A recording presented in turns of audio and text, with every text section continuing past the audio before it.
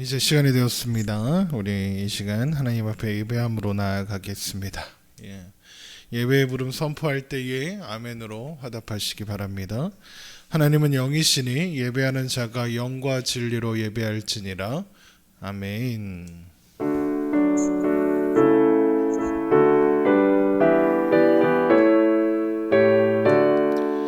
하늘에 가득 차 영광의 하나님, 온 땅에 충만한 존귀하신 하나님, 생명과 빛으로 지혜와 권능으로 언제나 우리를 지키시는 하나님, 성부와 성자와 성령 삼위의 하나님, 우리 예배를 받아주시옵소서. 주 앞에 나올 때 우리 마음 기쁘고 그 말씀 힘되어 새 희망이 솟는다. 고난도 슬픔도 이기게 하시옵고 영원에 잇대어 살아가게 하소서. 우리의 자랑과 기쁨, 생명의 하나님, 우리 예배를 받아주시옵소서.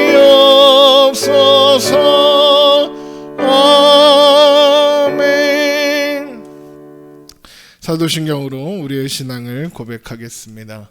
나는 전능하신 아버지 하나님 천지의 창조주를 믿습니다. 나는 그 일의 유일하신 아들 우리 주 예수 그리스도를 믿습니다. 그는 성령으로 잉태되어 동정녀 마리아에게서 나시고 본디오 빌라도에게 고난을 받아 십자가에 못 박혀 죽으시고 장사된 지 사흘 만에 죽은 자 가운데서 다시 살아나셨으며 하늘에 오르시어 전능하신 아버지 하나님 우편에 앉아 계시다가 거기로부터 살아있는 자와 죽은 자를 심판하러 오십니다. 나는 성령을 믿으며 거룩한 공교회와 성도의 교제와 죄를 용서받는 것과 몸의 부활과 영생을 믿습니다. 아멘. 교동문 12번 시편 19편입니다. 교동문 12번 시편 19편 우리 함께 교독합니다. 하늘이 하나님의 영광을 선포하고 궁창이 그의 손으로 하신 일을 나타내는도다. 날은 날에게 말하고 밤은 밤에게 지식을 전하니 언어도 없고 말씀도 없으며 들리는 소리도 없으나 그의 소리가 온 땅에 통하고 그의 말씀이 세상 끝까지 이르리로다.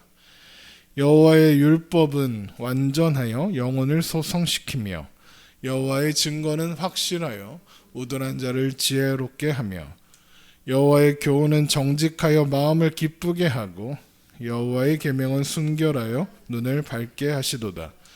여호와를 경외하는 도는 정결하여 영혼까지 이르고 여호와의 법도 진실하여 다 의로우니 금 곧 많은 순금보다 더 사모할 것이며 꿀과 송이꿀보다 더 달도다.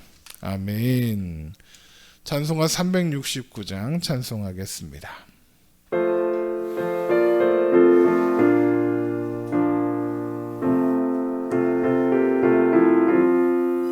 죄짐 맡은 이 구주 어찌 좋은 친구인지 걱정 근심 무거운 짐 우리 주께 맡기세.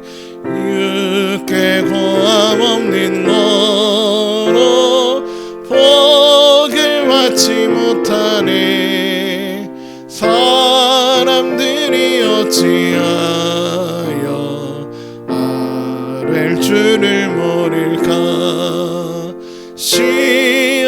걱정 모든 괴로움 없는 사람 누구나 부질없이 낙심 말고 기도드려 하루에 이런 진실하신 친구 찾아볼 수 있을까?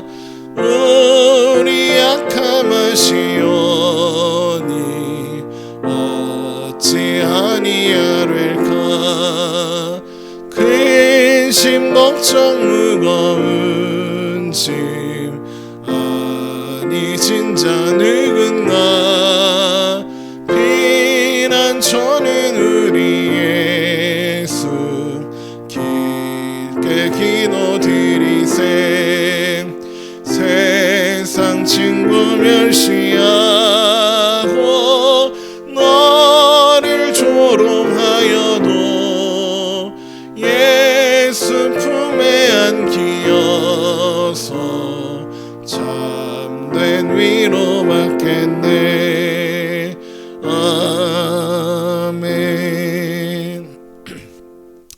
이 시간에 주님께서 가르쳐 주신 기도로 함께 기도하겠습니다. 하늘에 계신 우리 아버지, 아버지의 이름을 거룩하게 하시며 아버지의 나라가 오게 하시며 아버지의 뜻이 하늘에서와 같이 땅에서도 이루어지게 하소서. 오늘 우리에게 일용할 양식을 주시고 우리가 우리에게 잘못한 사람들을 용서하여 준 것 같이 우리 죄를 용서하여 주시고 우리를 시험에 빠지지 않게 하시고 악에서 구하소서. 나라와 권능과 영광이 영원히 아버지의 것입니다. 아멘.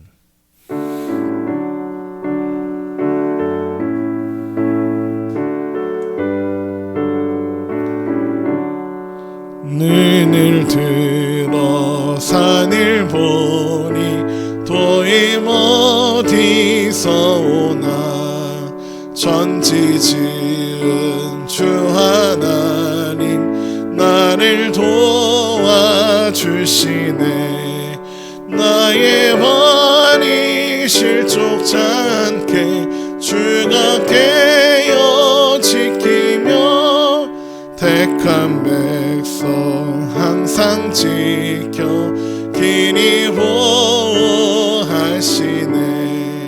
도우시는 하나님이 내게 그늘 되시니 낮의 해와 밤의 달이 너를 상치 않겠네.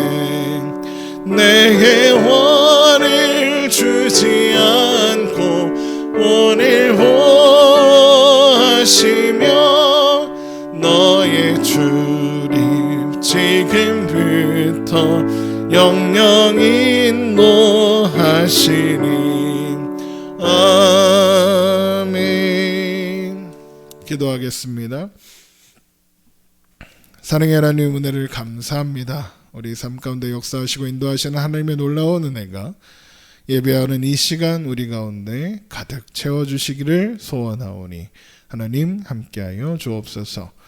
교회에 와서 현장 예배로 드리는 성도님들 그리고 각자의 자리에서 온라인으로 예배에 참여하는 분들 주여 기억하여 주시고 어디에 있으나 함께 있지 못하더라도 우리가 한 마음으로 예배 드릴 때 우리는 교회 안에서 한 몸임을 기억하게 하여 주시옵소서. 삶의 고단함 가운데 살아가고 있는 성도들이 있다면 위로하여 주시고 그 삶의 고단함이 그저 살아남기 위해 지나가는 시간들이 아니라 하나님 안에서 기쁨과 평안을 누리는 그리고 안식을 누리는 시간들이 될 수 있도록 아버지 도우시고 인도하여 주옵소서. 하나님을 바라는 자에게 주님 주시는 위로와 평안이 가득하게 하시고 주님과 함께하는 자에게 주님 주시는 기쁨이 가득하게 하여 주시옵소서. 코로나19로 인하여 많은 성도들이 많은 사람들이 어려움을 겪고 있습니다. 주여 속히 지나가게 하시고 그래서 우리가 함께 자유롭게 다닐 수 있고 일상을 회복하고 또 우리 우리 예배 생활도 회복할 수 있도록 주님 도우시고 인도하여 주시옵소서. 주님을 찬양하는 소리가 우리의 삶 곳곳에서 울려 퍼지게 하여 주옵소서.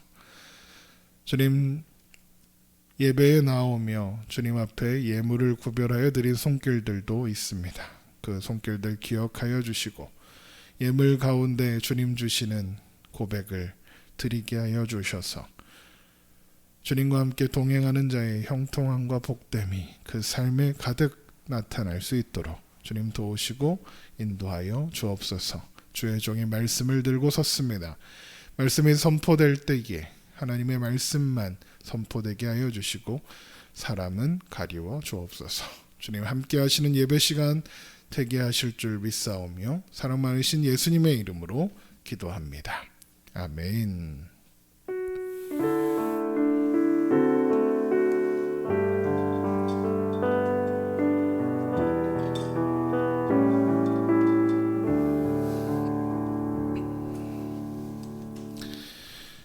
이 시간 교회 소식 전해드리도록 하겠습니다. 우리 앞뒤 좌우에 계신 분들과 샬롬으로 인사합니다. 샬롬, 네, 샬롬 축복합니다. 어려운 시기에 살아내시느냐 고생이 참 많습니다. 하나님의 위로와 또 주님 주시는 승리가 우리 삶 가운데 있길 바랍니다. 각자의 자리에서 온라인으로 예배에 참여하시는 분들 쉽지 않은 시간들을 보내고 계실 줄 믿습니다. 알고 있습니다. 여러분 화이팅 힘내시기 바랍니다. 코로나19가 빨리 안정될 수 있도록 여러분 함께 기도해야 하겠습니다. 하늘소리교회 예배는 온라인으로도 예배 드리실 수 있는데 오후가 되면 하늘소리교회 채널에 그대로 다 올라갑니다. 그래서 혹시 예배 시간에 사정이 있어서 예배를 못 드리신 분들은 오후에라도 주일 예배에 참여하실 수 있습니다. 녹화된 방송을 통해서 그렇게라도 하시면 되니까 너무 이렇게 이 시간에 온라인으로 예배드리는데 시간도 못 지켰다 이런 식으로 어떤 마음의 짐을 갖지 않으셨으면 좋겠습니다. 이 시간 하나님 말씀 보도록 합니다. 하나님 말씀은 로마서 3장 1절에서 22절입니다. 로마서 3장 1절에서 22절 좀 긴 것 같지만 3장 10절부터는 이렇게 짧은 문장들이 쭉 이어져서 그렇게 본문이 길지 않습니다. 그래도 길다고 할 수도 있겠지만 로마서 3장 1절에서 22절에 있는 말씀 우리 한 목소리로 읽겠습니다. 그런즉 유대인의 나음이 무엇이며 할례의 유익이 무엇이냐? 범사에 많으니 우선은 그들이 하나님의 말씀을 맡았음이라. 어떤 자들이 믿지 아니하였으면 어찌하리요? 그 믿지 아니함이 하나님의 믿부심을 패하겠느냐? 그럴 수 없느니라. 사람은 다 거짓되되 오직 하나님은 참되시다 할지어다. 기록된 바 주께서 주의 말씀에 의롭다함을 얻으시고 판단받으실 때에 이기려 하심이라 함과 같으니라. 그러나 우리 불의가 하나님의 의를 드러나게 하면 무슨 말을 하리요? 내가 사람의 말하는 대로 말하노니 진노를 내리시는 하나님이 불의하시냐? 결코 그렇지 아니하니라. 만일 그러하면 하나님께서 어찌 세상을 심판하시리요? 그러나 나의 거짓말로 하나님의 참되심이 더 풍성하여 그의 영광에 되었다면 어찌 내가 죄인처럼 심판을 받으리요? 또 그러면 선을 이루기 위하여 악을 행하자 하지 않겠느냐?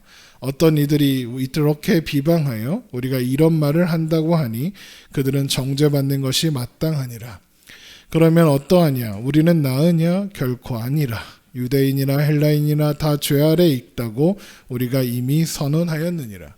기록된 바 의인은 없나니 하나도 없으며 깨닫는 자도 없고 하나님을 찾는 자도 없고 다 치우쳐 함께 무익하게 되고 선을 행하는 자는 없나니 하나도 없도다. 그들의 목구멍은 열린 무덤이요 그 혀로는 속임을 일삼으며 그 입술에는 독사의 독이 있고 그 입에는 저주와 악독이 가득하고 그 발은 피 흘린 데 빠른지라. 파멸과 고생이 그 길에 있어 평강의 길을 알지 못하였고 그들의 눈앞에 하나님을 두려워함이 없느니라 함과 같으니라. 우리가 알거니와 무릇 율법이 말하는 바는 율법 아래 있는 자들에게 말하는 것이니 이는 모든 입으로 막고 온 세상으로 하나님의 심판 아래 있게 하려 함이라. 그러므로 율법의 행위로 그의 앞에 의롭다 하심을 얻을 육체가 없나니 율법으로는 죄를 깨달음이라. 이제는 율법에 하나님의 한 의가 나타났으니 율법과 선지자들에게 증거를 받은 것이라. 곧 예수 그리스도를 믿음으로 말미암아 모든 믿는 자에게 미치는 하나님의 의니 차별이 없느니라. 아멘. 오늘도 살아계신 하나님 앞에 기쁨과 감사로 예배하며 나아가는 여러분 되시기를 주님의 이름으로 축원합니다. 바울은 복음이 하나님의 의가 나타나는 것이다. 복음을 통해 나타나게 되는 하나님의 의가 있다. 그런데 그 하나님의 의가 뭐냐? 모든 믿는 자에게 구원을 주시는 은혜다. 또 불의한 죄인들을 심판하시는 것이다 라고 이야기했습니다. 로마서 1장 16절을 봅니다. 내가 복음을 부끄러워하지 아니하노니 이 복음은 모든 믿는 자에게 구원을 주시는 하나님의 능력이 됨이라. 먼저는 유대인에게요 그리고 헬라인에게로다. 복음에는 하나님의 의가 나타나서, 복음에는 하나님의 의가 나타났다 그러죠. 믿음으로 믿음에 이르게 하나니 기록된 바 오직 의인은 믿음으로 말미암아 살리라 함과 같으니라. 하나님의 진노가 불의로 진리를 막는 사람들의 모든 경건하지 않음과 불의에 대하여 하늘로부터 나타나니 이는 하나님을 알만한 것이 그들 속에 보임이라. 하나님께서 이를 그들에게 보이셨느니라. 그러니까 하나님의 의가 나타나는 방식이 두 가지인 거예요. 하나님께서 구원하시는 은혜, 그리고 심판하시는 겁니다. 그렇죠? 자, 그런데 이런 하나님의 의가 어떻게 드러나느냐? 유대인이나 이방인이나 상관없이 모든 사람에게 공평하게 적용된다는 거예요. 그러니까 유대인이니까 당연히 구원받고 심판을 피하고, 또 이방인이니까 구원 못 받고 하는 게 아니라 상관없이 모든 사람들에게 동일한 기준 하나를 적용하셔서 그 기준으로 심판하시고 구원하신다는 거죠. 왜 그렇게 하시느냐? 하나님은 외모로 사람을 선택하지 않으시기 때문이죠. 로마서 2장 11절입니다. 이는 하나님께서 외모로 사람을 취하지 아니하심이라. 여기서 외모가 뭐라고 했습니까? 겉으로 드러나는 사람의 외적인 모든 조건들을 의미합니다. 그러니까 예를 들면 민족이나 혈통, 성별이나 나이, 지위나 신분, 학력, 빈부 차이, 동서고금, 모든 조건들을 다 이야기하는 거예요. 잘생긴 사람만 구원받는 거 아니고 못생긴 사람 구원 못 받는 거 아니라는 거죠. 하나님께서 하나님의 의를 구원과 심판을 통하여 드러내시고자 할 때 사람에게 있는 그 어떤 것도 기준이 될 수 없다. 그것이 복음을 통해 드러나는 하나님의 의의 중요한 내용이라는 거죠. 그래서 모든 사람은 유대인이나 이방인이나 상관없이 예수 그리스도로 말미암아 주어지는 은혜가 필요하다. 그게 지금까지 바울이 설명한 내용이었습니다. 그런데 유대인들은 율법과 할례를 가졌다, 나는 유대인이다 라는 그것을 가지고 스스로를 의롭다 여겼죠. 그래서 선생이 되어야 한다라고 주장했습니다. 그래서 바울이 이제 그런 유대인들한테 뭐라고 이야기하는 거냐면, 야, 너희들도 예수가 필요해. 너희들 유대인이라고 자동적으로 심판을 피하는 게 아니야. 너희도 죄인이야. 너희도 은혜가 필요한 존재야 라고 이야기하면서 그 증거를 이스라엘에게 행하신 하나님의 일들 중에, 그러니까 너희의 역사 속에서 너희가 뭐 잘해서 하나님의 은혜 받은 적 있었어? 라고 이야기하죠. 이스라엘의 역사는 그럼에도 불구하고 라는 표현으로 정리가 돼요. 개판을 쳐도 그럼에도 불구하고, 죄악을 저질러도 그럼에도 불구하고, 창세기부터 말라기까지의 모든 역사가 그럼에도 불구하고예요. 그럼에도 불구하고 하나님이 그들을 선택하셨고 부르셨고 구원하셨어요. 그들의 역사 속에서 단 한 번도 이스라엘이 자격 있어진 적이 없었다고요. 야, 니네는 내가 복 줄만 하다야, 이래서 복 받은 적이 한 번도 없다고요. 유대인의 조상인 아브라함을 선택하신 것, 그에게 약속을 주신 것, 그리고 그에게 할례를 명하신 것. 아브라함에게 뭐 그럴 만한 자격이 있었기 때문입니까? 우리가 계속해서 확인하지만 아니었죠. 출애굽은요. 이스라엘 어떤 사람들이 나중에 이제 출애굽 말씀 살펴봐야 돼. 출애굽의 말씀을 보면 이스라엘 백성들이 부르짖었다. 그래서 하나님은 그 기도에 응답하사 애굽에서 꺼내신 거다. 이렇게 이야기하는데 그 부르짖다는 표현이 무슨 표현이냐면 그냥 아이고 못 살겠네. 아이고 죽겠네. 이거예요. 하나님을 찾은 게 아니라고요. 그런데 하나님이 그냥 걔네들은 그렇게 살고 있었는데 하나님이 아브라함에게 하신 약속을 생각하셔서 애굽에서 꺼내신 거죠. 훗날에 바벨론 포로되고 막 그럴 때 걔네들이 어떻게 돌아옵니까? 하나님의 은혜로 돌아오죠. 걔네들이 회개하고 온전해져서 이스라엘 백성들이 가나안으로 돌아올 수 있었던 게 아니에요.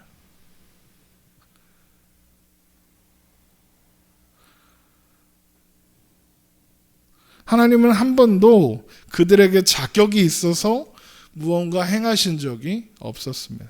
그들은 언제나 죄인이었고 그래서 그들은 언제나 은혜가 필요한 존재들이었습니다.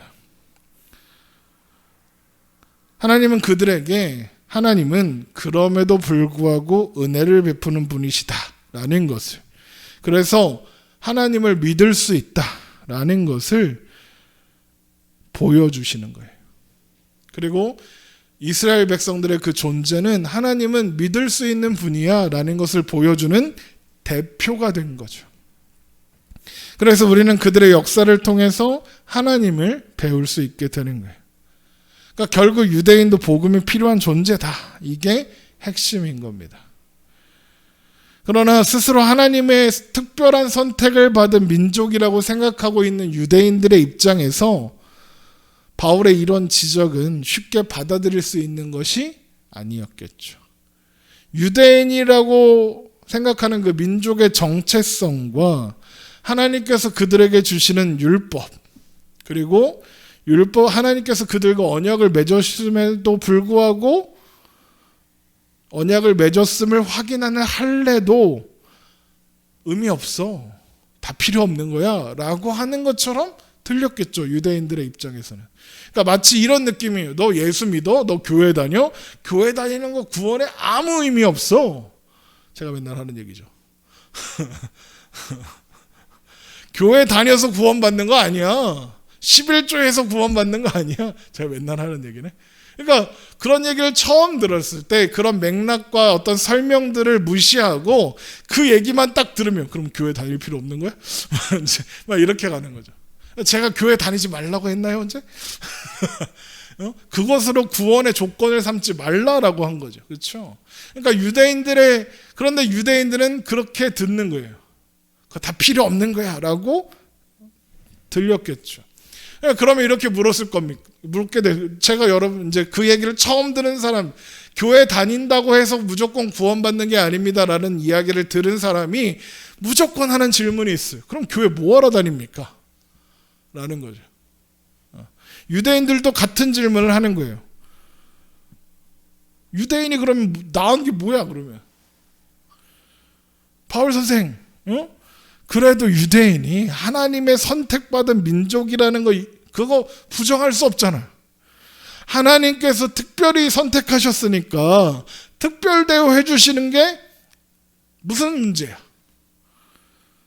바울 선생, 당신이 옳다면 하나님이 뭐하러 유대인들 선택해? 그냥 내버려 두지. 할례는 뭐하러 하라고 하셔? 하나님이 선택하신 민족이고 하나님께서 명하신 일인데 네 말대로 하면 그게 다 무슨 소용이야? 그게 유대인의 나음이 무엇이며 할례의 유익이 무엇이냐라는 거예요. 로마서 3장 1절 그런즉 유대인의 나음이 무엇이며 할례의 유익이 무엇이냐라고 묻는 거죠. 로마서 3장은 바로 이 질문에 대한 바울의 대답으로부터 시작되는 거예요. 바울의 대답이 뭐냐? 3장 2절 범사에 많다. 겁나 많다.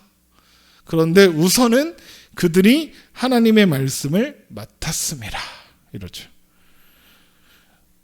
바울은 유대인에게 구원과 심판, 하나님의 의의 문제에 있어서는 이방인보다 나을 게 없지만 중요한 나음이 하나 있다. 그게 뭐냐?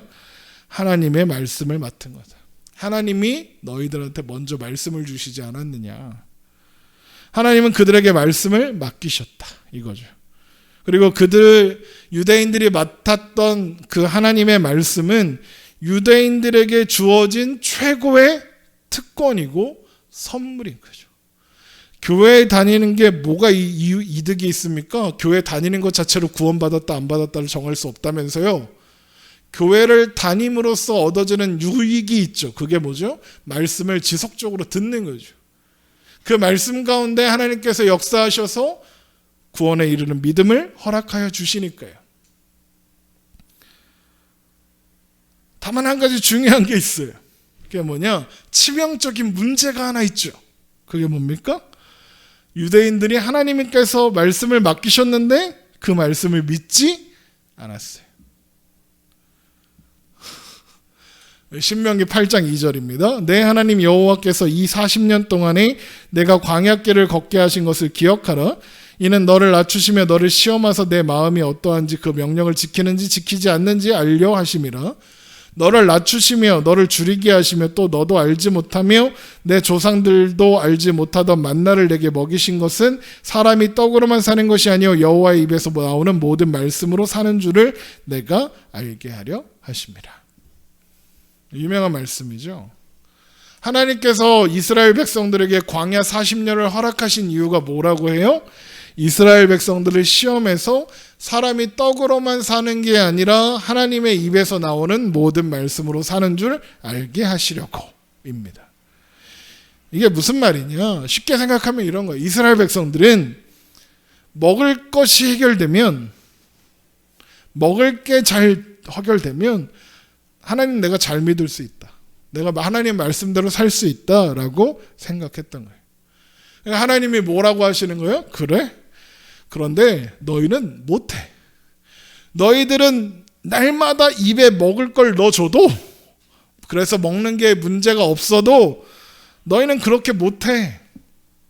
너희는 내 말을 듣지 않을 거야. 순종할 수 없을 거고 좋은 열매를 맺을 수 없어 라고 말씀하시는 거예요. 그거 가르쳐 주시려고 광야 40년을 허락하신 거죠. 광야 40년 동안 이스라엘 백성들이 보여준 게 뭡니까? 그거죠. 자기들 못한다는 거. 하나님이 배골케 한 적 있습니까? 40년 내내 만나가 내렸어요. 하나님이 목마르게 하신 적 있습니까? 아니죠. 그런데 이스라엘 백성들 어떻게 합니까? 만나를 매일 주워 먹고 있으면서도 고기를 먹어야 된다. 만나를 매일 먹고 있으면서도 물이 부족하다. 반석에서 막 생수가 솟아 나오는데 심지어 옆에 불기둥 구름기둥이 서 있어. 그게 어디 간 게 아니야. 계속 거기 있어. 그런데 계속 어떻게 해요? 원망하고 하나님 말씀대로 안 하죠. 그걸 보이는 거예요. 그래서 뭘 알으라고요? 사람은 떡으로만 살라고 한다. 사람은 떡 문제만 해결되면 다 할 수 있다고 생각한다. 그런데 너희는 떡이 있어도 그렇게 못한다. 너희는 뭘로 사는 거냐? 하나님의 말씀으로만 살 수 있다. 하나님의 말씀을 믿으면, 다른 말로 하나님의 약속을 신뢰하면 떡은 문제가 아니다. 너희한테 필요한 게 뭐다? 떡이 아니라 말씀이다. 하나님의 약속이다. 너희는 그걸 믿어라. 하나님을 좀 믿어라. 이거예요. 그런데 이스라엘 백성들이 말씀을 믿었나요? 안 믿었나요? 안 믿었죠. 그러면 그들이 믿지 않음이 하나님의 말씀을 가치 없는 것으로, 필요 없는 것으로 만들어 버릴까요? 그렇지 않죠. 하나님은 하나님께서 하신 말씀을 반드시 지키시잖아요. 그렇죠? 그런데 이스라엘 백성들의 말씀을 안 들어. 그렇다고 하나님의 말씀이 가치 없는 것이 되지는 않아요. 왜요? 이스라엘 백성들이 깽판 쳐도 하나님의 말씀은 이루어질 거니까. 그래서 바울이 그 얘기를 하는 거예요. 로마서 3장 3절 어떤 자들이 믿지 아니하였으면 어찌하리요? 믿지 아니하였으면 어찌하리요? 그 믿지 아니함이 하나님의 미쁘심을 패하겠느냐? 그럴 수 없느니라. 사람은 다 거짓되되 오직 하나님은 참되시다 할지어다. 기록된 바 주께서 주의 말씀에 의롭다함을 얻으시고 판단받으실 때에 이기려 하심이라 함과 같으니라. 하나님의 미쁘심, 이건 하나님이 신실하심 이런 뜻이에요. 신실하다는 게 뭐예요? 한 번 약속한 걸 반드시 지킨다. 지킬 수 있다. 한 번 말씀하신 것을 반드시 이루신다 이런 뜻이에요. 한마디로 하나님은 믿을 만한 분이다. 신뢰할 수 있는 분이다. 이런 뜻인 거죠. 그래서 비록 하나님의 말씀을 맡은 이스라엘 백성들이 하나님의 말씀을 듣지 않아도, 믿지 않아도 하나님의 신실하심은 폐기되지 않아요. 그럼 어떻게 될까요? 하나님이 하신 약속이 반드시 이루어질 수밖에 없는 거예요. 야고보서에 가면 이걸 잘 설명하는 표현이 하나 나와요. 야고보서 1장 17절, 온갖 좋은 은사와 온전한 선물이 다 위로부터 빛들의 아버지께로부터 내려오나니 그는 변함도 없으시고 회전하는 그림자도 없으시니라. 하나님은 변함 없으신 분인데 회전하는 그림자도 없으시대요. 여러분, 그림자가 왜 움직이죠? 그림자가 왜 움직이니? 모르니? 사람이 움직여서? 해가 움직이면 그림자가 돌죠. 맞아요? 해가 움직여야 그림자가 돌아요. 그러면 해가 움직인다는 건 무슨 뜻이죠? 시간이 흐른다는 뜻이죠. 그러면 하나님은 회전하는 그림자가 없으시다네요. 그러면 이게 무슨 말이에요? 시간이 하나님을 변하게 할 수 없다는 거죠. 하나님이 시간과 관계없다 이런 뜻인 거죠. 시간이 흘러도 하나님은 변하지 않으시는 거죠. 시간뿐만 아니라 시간에 속한 모든 만물이 하나님을 변하게 할 수 없는 거예요. 자, 그런데 우리가 살아가고 있는 이 세계에서 시간에 속하지 않은 존재가 있나요? 없죠. 그렇죠? 모든 존재가 다 시간에 속해 있어요. 그런데 시간 위에 계신 하나님에게 그 시간에 속한 것은 아무 소용없는 거죠. 하나님을 변하게 할 수 없는 거죠. 자, 그러면 이런 생각이 들 수 있어요. 그래요. 외부적인 요인으로 하나님을 변하게 할 수 없다는 건 인정합니다. 그런데 하나님의 생각을 바꾸면 어떡합니까? 하나님 마음이 변할 수도 있잖아요. 하나님이 원래는 성민이를 사랑하기로 하셨는데 성민이가 너무 꼴보기 싫어갖고 이제 내가 저를 미워할 거야 하실 수도 있잖아. 그럼 어떡해? 그럼 큰일 났네. 하나님 마음 변하시면 안 되니까 내가 하나님한테 이쁨 받으려고 열심히 해야지. 하나님 마음이 바뀔 수 있을까요? 사실 이것도 걱정할 필요가 없어요. 왜죠? 하나님이 변함없으시다 이 말에는 하나님께서 생각과 마음을 바꿀 생각이 1도 없다. 이것도 포함된 말이니까요.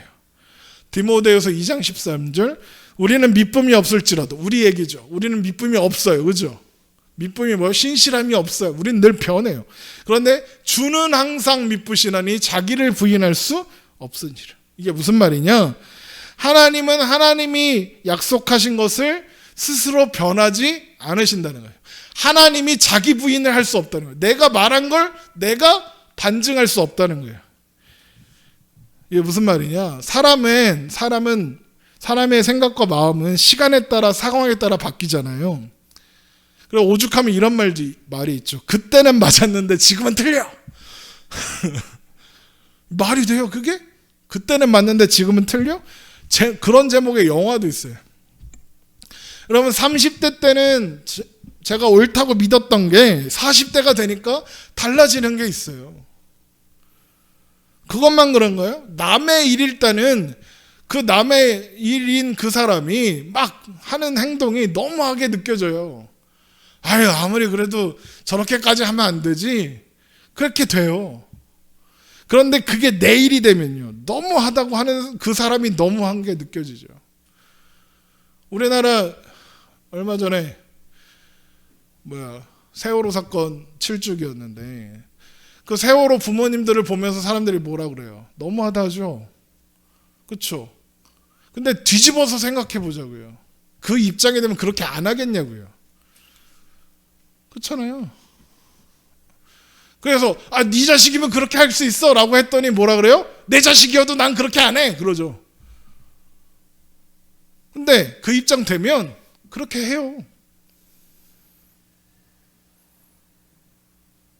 사람은 언제든지 변해요. 그런 면에서 사람도 변하지 않는 게 있네요. 뭐죠? 늘 변한다는 거. 한 입으로 두 말 한다는 거. 여러분, 한 입으로 두 말만 합니까? 한 입으로 세 말, 네 말 하죠.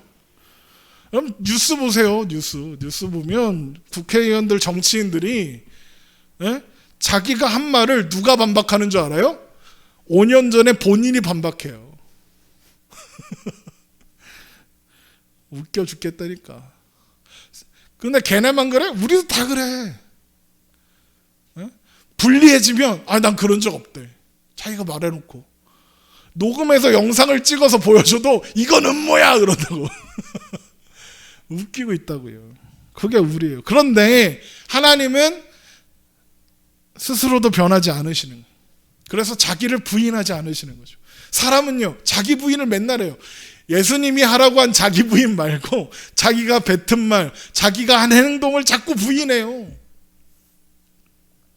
그런데 하나님은 스스로도 변하지 않으시는 거죠. 그래서 바울이 뭐라고 하느냐?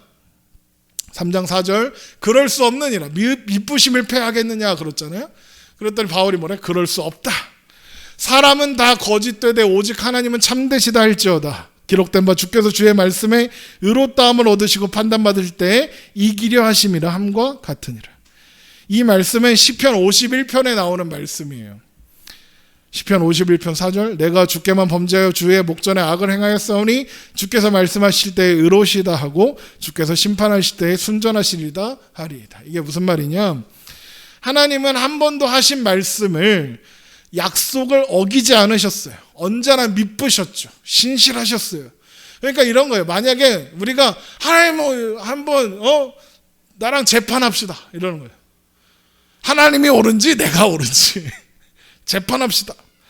재판하면 누가 져요? 사람이 지죠. 왜요? 하나님은 한 번도 말을 바꾸신 적이 없으니까요. 하나님은 한 번도 행동을 바꾸신 적이 없으니까요. 반드시 순전하시다. 승소하실 수밖에 없다 이런 뜻이에요. 하나님은 하나님이 하신 말씀 앞에서 언제나 오르세요. 그렇죠? 지금 그 얘기하는 거예요. 우리는요, 우리가 과거에 한 말 때문에 지금 문제가 생기죠. 그럴 땐 여러분 빨리 사과하는 게 좋아요. 내가 그땐 잘못 생각했다. 그런데 반대로 그때는 맞았는데 지금은 틀린 거야 이렇게 하면 바보 되는 거예요. 바보. 사람은 실수하니까 내가 그때 잘못 생각했다 인정하고 사과하는 게 훨씬 낫죠. 그때는 맞았는데 지금은 틀려 이딴 소리 하지 말고. 자, 그러면 그렇군요. 바울 선생님 말이 맞네요. 그래야 하잖아요. 그렇죠? 근데 유대인들이 어떻게 해요? 또 다른 반론을 가지고 오는 거죠. 그러면 당신이 하는 말대로 하면 하나님은 불의한 자들을 심판하시면 안 돼요. 이게 또 뭔 강아지 소리냐? 3장 5절입니다. 그러나 우리의 불의가 하나님의 의를 드러나게 하면 무슨 말을 하리요? 내가 사람의 말하는 대로 말하노니 진노를 내리시는 하나님이 불의하시느냐. 지금 이 말이 바울이 지금 하는 말이 아니라 다른 사람들이 이렇게 말하더라는 거예요. 사람의 말하는 대로 말하노니. 그러니까 어떤 사람이 이런 말을 하던데 그 사람들이 뭐라고 해요? 진노를 내리시는 하나님이 그러면 안 된다. 하나님 불의한 자를 심판하면 안 된다 이거예요. 이게 무슨 말이냐? 바울 선생님, 당신이 하는 말이 옳다면, 그래서 유대인이나 이방인이나 모든 사람이 다 죄인이라면, 모든 사람이 다 죄인이고 하나님만 오르시니까 그렇다 합시다. 그런데 하나님의 그 오르심이, 하나님의 의가 어떻게 드러나는 겁니까? 사람이 죄인이기 때문에 드러나는 것 아닙니까? 사람의 불의함 덕분에 하나님의 의가 드러나게 된 거 아닙니까? 어둠이 있어야 빛이 의미가 있고 음이 있어야 양이 의미가 있는 것 아닙니까? 더위가 있어야 추위가 의미 있는 것 아닙니까? 그런 것처럼 우리가 거짓된 덕분에 하나님의 의가 의미 있어지고 하나님의 의가 드러나게 된 것 아닙니까? 그러면 인간의 죄의 결과로 하나님의 의가 나타난 거네요.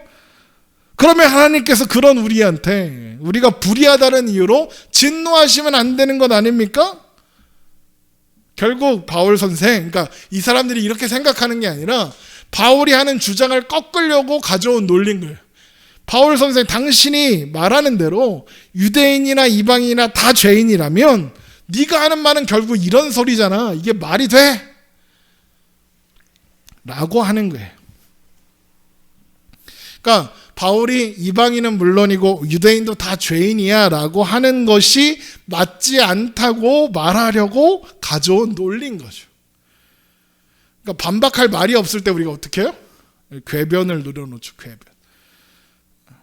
궤변을 들을 때 우리가 뭐라 그러죠? 그게 말이야 방구야 그러죠. 하도 어이가 없어서 말을 못하면서 저게 말이야 방구야 막 이렇게 하잖아요. 어이없는 소리 들으면. 바울도 그러는 거예요. 그게 말이야 방구야. 3장 6절. 결코 그렇지 아니라 이게 요즘 말로 하면 그게 말이야 방구야 이런 뜻이에요. 그러면 만일 그러하면 하나님이 어찌 세상을 심판하시오? 보세요. 인간의 불의가 하나님의 의를 드러낼 수 있는 계기가 될까요? 아니죠. 하나님의 의는 인간의 불의함 때문에 드러나는 게 아니라 하나님이시기 때문에 드러나는 거죠. 자, 하나님의 의가 어떻게 드러난다고 했죠? 불의한 인간을 구원하실 때, 또 불의한 인간을 심판하실 때 드러난다 그랬잖아요. 그러면 하나님께서 구원하신다는 말은 불의가 의로, 악이 선으로, 어둠이 빛으로, 거짓이 진리로 바뀌는 거죠. 그러면 그렇게 바뀐 것이 불의했기 때문에, 악했기 때문에, 어두웠기 때문에, 거짓되었기 때문에 바뀐 건가요? 아니에요. 왜요? 하나님이 그렇게 하기로 하셨으니까 바뀐 거죠. 무슨 말인지 아시겠어요? 불의한 우리가 왜 구원을 받죠? 하나님이 구원하시기로 하셨으니까요. 불의한 자들이 왜 심판을 받게 되죠? 하나님이 심판하기로 하셨으니까요. 그러니까 무슨 말이냐? 하나님의 의가 복음을 통하여 드러나게 된 건 하나님이 구원하셨으니까 하나님의 의가 드러나는 거고, 심판을 통하여 하나님의 의가 드러나는 건 하나님이 심판하셨으니까 드러나게 된 것이지, 사람의 어떠함 때문에, 사람의 어떤 죄 때문에 하나님의 의가 드러나는 원인이 된 게 아니라는 거예요. 그런데 사람들은 계속 반박하는 거예요. 그러나 모든 사람이 죄인이고 그래서 모든 사람이 복음의 은혜의 복음이 필요하다. 그걸 인정하고 싶지 않은 사람들은 바울이 가르치는 게 결국 그런 내용이잖아 라고 하는 거죠. 그래서 3장 7절, 그러나 나의 거짓말로 하나님의 참되심이 더 풍성하여 그의 영광이 되었다면 어찌 내가 죄인처럼 심판을 받으리요? 또는 그러면 선을 이루기 위해 악을 행하자 하지 않겠느냐? 어떤 이들이 이렇게 비방하여 우리가 이런 말을 한다고 하니 그들은 정죄받는 것이 마땅하니라. 이게 무슨 말이냐? 거짓말로 하나님의 풍성하심이, 하나님의 참되심이 풍성하게 나타나니까, 그래서 하나님의 영광이 되었으니까 뭐 하자는 거죠? 거짓말하자. 심판을 받지 않는다. 왜? 나의 거짓 때문에 하나님의 영광이 되니까. 거짓말로 하나님께 영광 돌리자, 이런 뜻이잖아요. 이거 가지고 신천지가 거짓말해도 괜찮다, 부모 속이고 친구 속이고 해도 된다, 이렇게 헛소리를 하는데 그거 아니잖아요. 바울이 뭐래요? 어떤 사람들이 이렇게 말하여 비방하여 우리가 이런 말을 한다고 하더라, 이거잖아요. 무슨 말이에요? 지금 한 말이 맞다는 말이 아니라, 야, 우리가 그렇다고 니네가 비판하던데 그거 아니야, 그런 거예요. 그러니까 바울이 가르치는 복음이 이런 거 아니야? 라고 한다는 거죠. 바울이 뭐라고 해요? 그렇게 말하는 사람, 그 사람의 그 한 말로 인해서 정죄를 받는 게 마땅하다, 그러죠. 그러니까 이거 가지고 거짓말해도 된다고 가르치는 신천지 같은 것들은 다 정죄받을 거예요. 이해되시죠? 바울에 대한 유대인들의 반론들은 결국엔 어디에서 온 거냐면 아까 맨 처음에 말씀을 맡았으나 말씀을 지키지 못한 그 현실, 떡으로 사는 줄 아는 그 현실, 그것 때문에 그러는 거예요. 왜?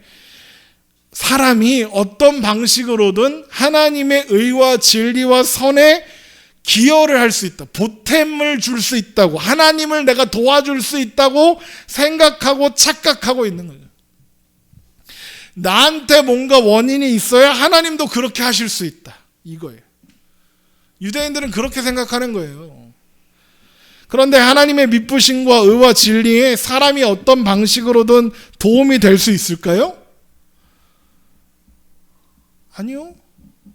여러분, 혹시 어떤 사람이 온전해, 선해, 착해, 막 그래갖고 막 겁나 하나님 보시기에 온전한 삶을 살아, 그러면 그게 그 사람의 능력으로 사는 거예요? 아니잖아요. 하나님이 은혜의 도우심으로 도와주시니까 그런 거잖아요. 사람에게서 선한 게 나올 수 없어요. 바울이 뭐라 그래요? 나도 다른 모든 사도들보다 내가 더 많이 수고했는데 그건 내가 한 게 아니야, 하나님이 하신 거야. 하나님의 의로 된 거야, 그러죠. 고린도전서 15장 10절.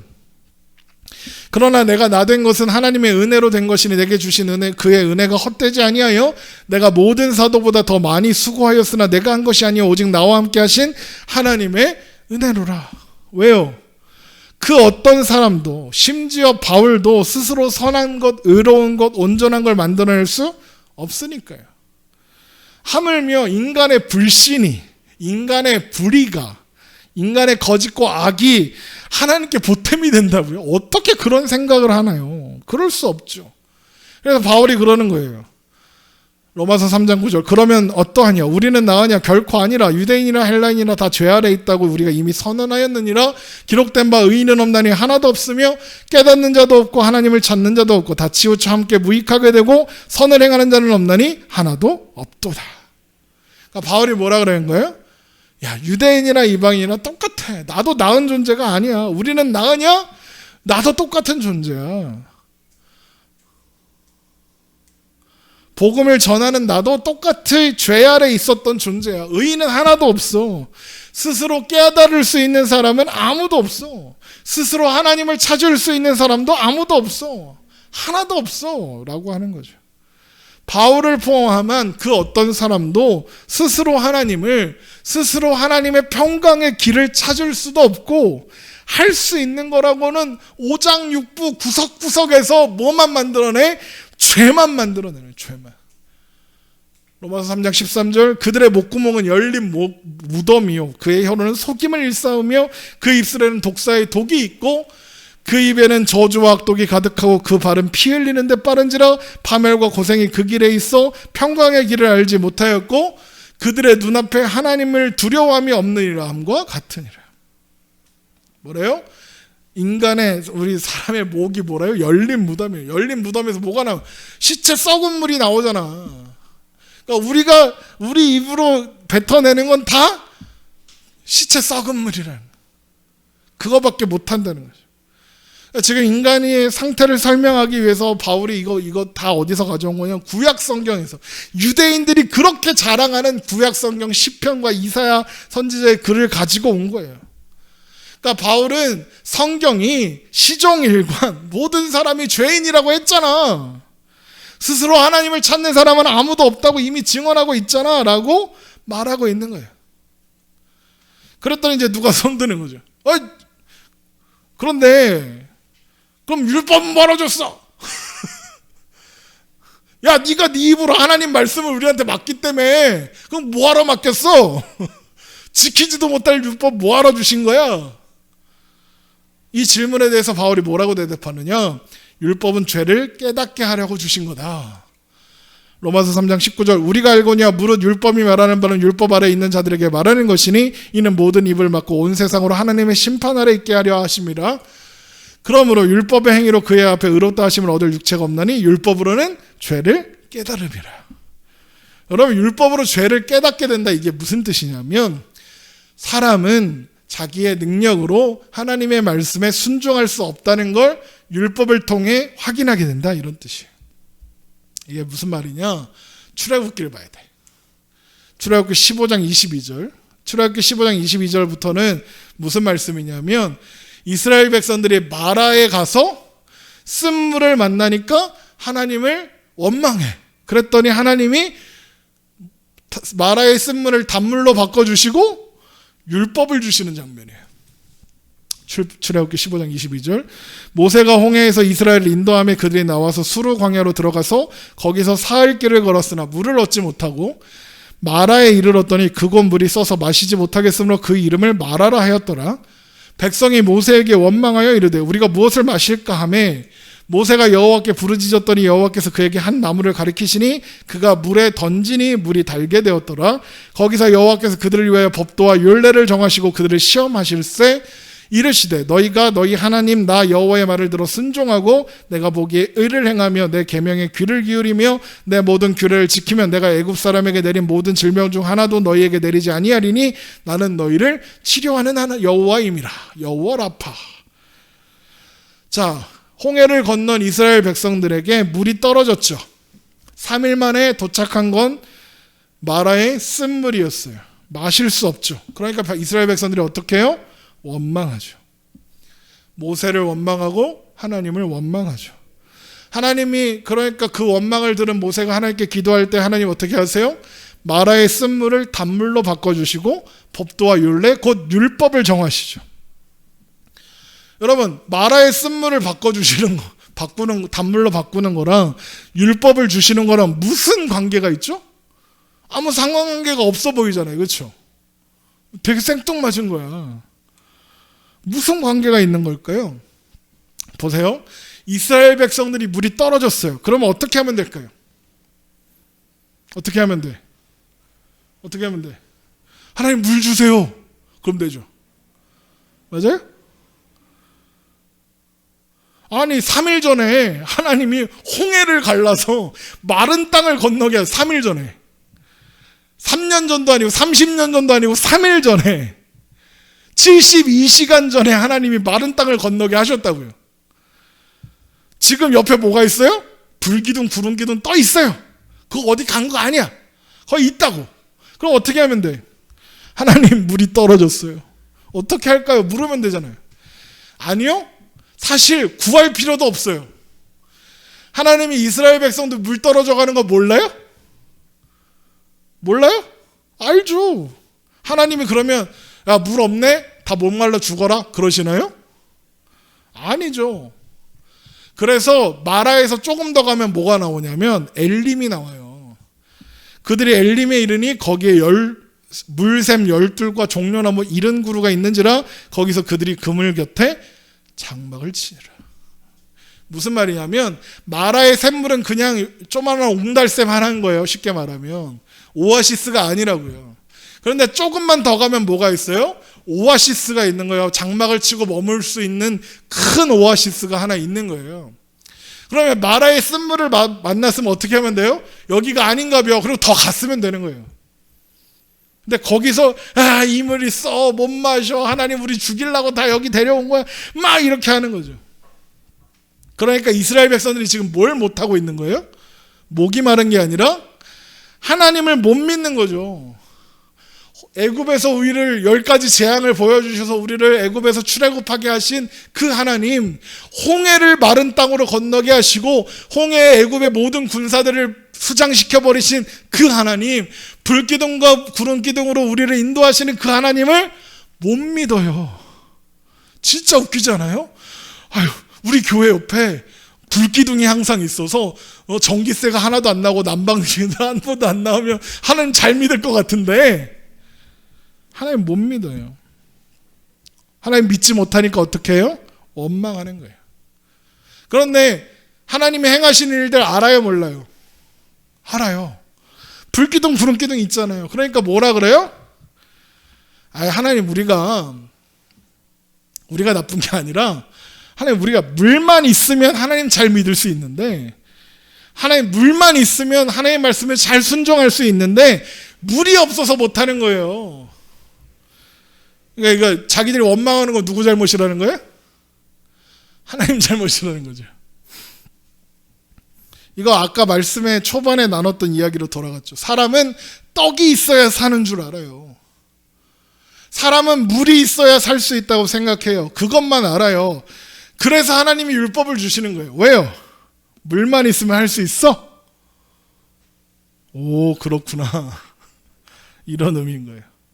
그런데 할 수 있어요, 없어요? 없죠. 못해요. 그게 율법으로는 죄를 깨닫는 거예요. 그래서 하나님 율법을 주시는 거예요. 지켜봐, 그러면. 물 주면 할 수 있다며. 떡 있으면 할 수 있다며. 지켜봐, 그러면 한번 해봐. 그러시는 거예요. 근데 못하잖아요. 인간의 한계를 알고 인간의 지혜와 능력으로 하나님을 찾을 수 없고 하나님의 말씀을 따를 수 없다는 걸 율법을 보고 아는 거예요. 율법 앞에서는 인간은 전적으로 무능하다. 사람이 떡으로 사는 게 아니다. 이걸 확인하는 거예요. 그게 율법으로는 죄를 깨닫는다. 이 말의 의미인 거예요. 그럼 뭐가 필요해요? 사람 쪽에선 방법이 없잖아요. 그럼 하나님 쪽에서 제시하는 방법이 있어야죠. 그 방법이 뭐예요? 사람이 떡으로만 사는 것이 아니요 하나님의 말씀으로 산다 그랬잖아요. 뭐가 필요해? 하나님의 말씀이 필요해요. 그 말씀을 믿을 수 있는 믿음도 필요하죠. 한마디로 뭐가 필요한 거예요? 복음이 필요한 거죠. 로마서 3장 21절. 이제는 율법 외에 율법 아닌 하나님의 의가 한 의가 나타났으니 율법과 선지자들에게 증거를 받은 것이라 곧 예수 그리스도를 믿음으로 말미암아 모든 믿는 자에게 미치는 하나님의 의니 차별이 없느니라. 율법 외에 하나님의 한 의가 나타났어요. 그게 뭐예요? 복음이요. 예수 그리스도로 말미암는 모든 믿는 자에게 미치는 하나님의 의요. 여러분, 하나님 앞에서 더 나은 존재는 아무도 없어요. 모두가 다 죄인이고 심판받아 마땅한 존재라고요. 하나님 앞에 먼저 자격과 조건을 제시해서 더 나은 존재라고 인정받을 수 있는 사람은 아무도 없다고요. 말씀을 받았던 율법을 가졌던 유대인은 물론이고 이방인도 모두 다 마찬가지요. 그러나 사람 쪽에 대책이 없다고 해도 하나님의 믿부심이 폐기되지는 않는다 그랬죠. 그래서 하나님은 사람의 조건과 자격과는 상관없는 차별이 없느니라. 차별 없는 대책을 제시하셨는데 그 유일하고 또 궁극적이고 최종적인 해결책이 뭐냐? 예수 그리스도다라고 하는 거예요. 하나님은 예수 그리스도를 믿는 모든 자에게 하나님의 의를 주셔서 의인이다 인정해 주시겠다 말씀하시는 거죠. 하나님의 의에 있어서 예수 그리스도만이 유일한 기준이다. 다른 그 어떤 조건이나 자격도 요구되거나 개입될 여지가 없다. 예수 그리스도 그 이름만이 우리 믿음의 유일한 근거시며 유일한 답이다. 그래서 우리에게 필요한 건 떡이 아니고 물이 아니고 세상의 그 어떤 다른 조건이 아니고 오직 하나님의 말씀을 믿는 믿음, 그 말씀이 예수 그리스도를 통해서 이루어졌다. 그것을 믿는 믿음이 필요한 거예요. 여러분, 우리는 시간에 종속되어 있잖아요. 오늘 하루하루 살 때마다 우리는 조금씩 더 늙어지고 우리의 마음과 생각은 바뀌어요. 우리는 언제나 그래서 그때는 맞고 지금은 틀린 인생을 살아요. 지금은 맞는데 옛날엔 틀렸는데 지금은 맞는 인생을 살아요. 그럴 수밖에 없는 존재니까요. 그러나 하나님은 그런 사람들 가운데 우리를 택하시고 믿음을 주셨어.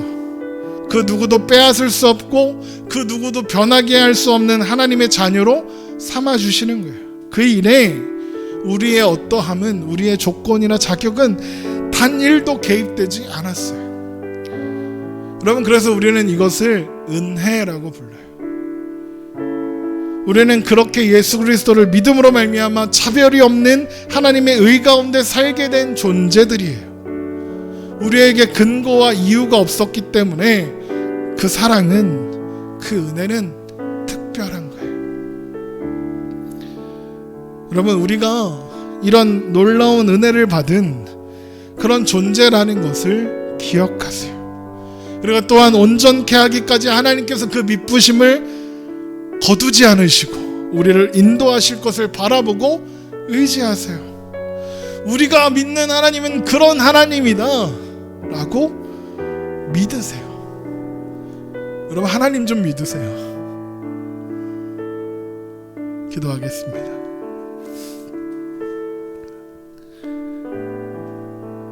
하나님, 은혜를 감사합니다.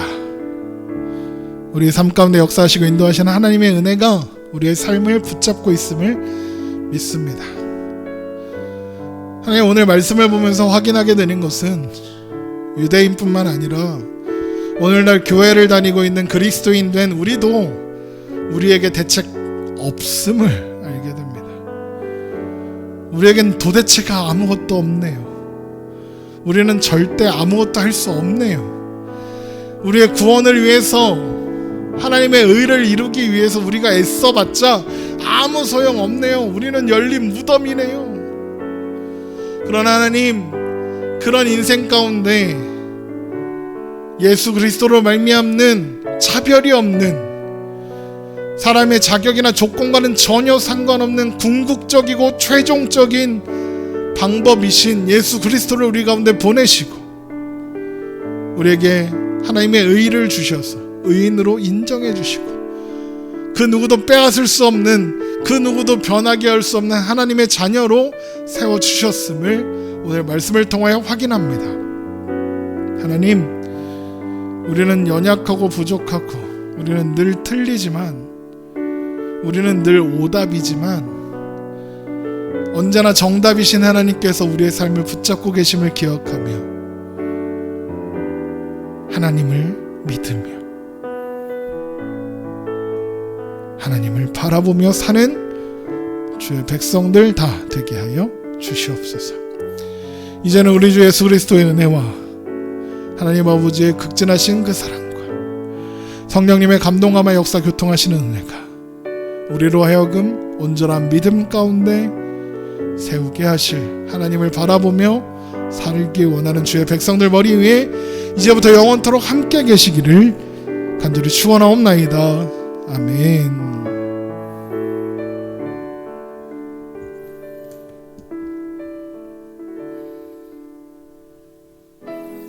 예배 마쳤습니다. 한 주간도 믿음으로 승리하시는 여러분 되시기 바랍니다.